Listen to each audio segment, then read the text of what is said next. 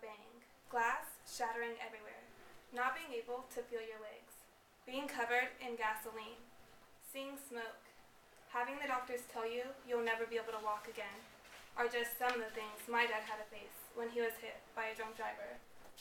According to the National Highway Traffic Safety Administration, over 18,000 people die each year as a result of drunk driving. Today I'll be informing you guys about drunk driving. First, I'll talk about the reasons why people decide to drink and drive. Secondly, I'll talk about the effects drunk driving has. And finally, the ways we can prevent it. The first reason why people decide to drink and drive is because it's habitual, which means if you decide you're going to drink and drive once, you're most likely going to do it again. According to the National Highway Traffic Safety Administration, out of all the people who have been arrested for drinking and driving, 33% of them will be arrested again for the same offense. Another reason why people decide to drink and drive is because they feel like they're experienced.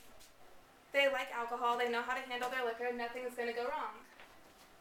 Well, according to Managing Unsafe Drivers, your normal reaction time is 3/4 of a second. And when you have just one drink in your system, your reaction time doubles. So even though you might think you're okay to drive, you never know what's going to really happen when you're in that car.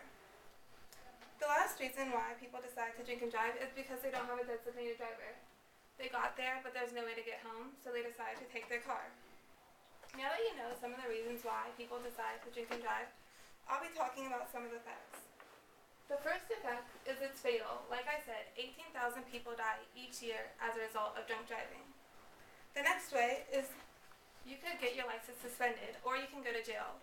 If you're a minor, even if you're under the blood alcohol content of 0.08, which is the normal legal limit for adults, you'll be arrested no matter what. And it also affects your school and work. Here at Kelsey, if any one of us were to get a DUI, since we're underage, we'll be expelled from school. We pretty much spent all this money on tuition, and it's going down the drain since we have to leave. And it also affects your work.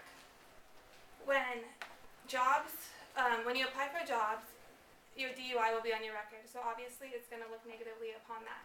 And if you have a job that requires you to drive like a bus driver or a trash man, you're automatically fired from your job. Now that you know some effects, I'll be talking about ways you can prevent it.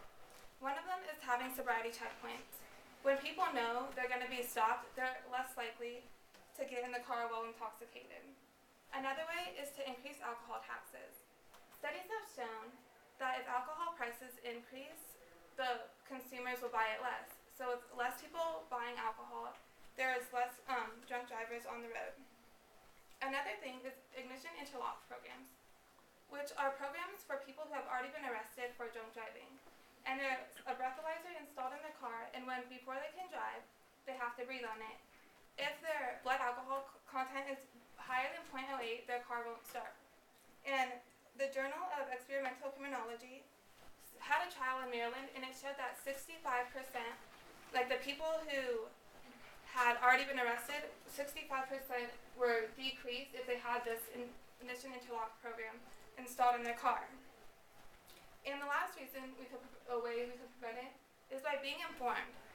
If more people were informed about the statistics and effects of drunk driving, there are going to be less people who want to drink and drive. So in short, there are numerous different reasons why people decide to drink and drive, but there are always going to be effects of your driving, and there are always ways you can prevent it. And according to Managing Unsafe Drivers, 3 in every 10 Americans will be involved in an alcohol-related crash at least once in their life. Are you guys going to be part of that statistic? Great, thank you.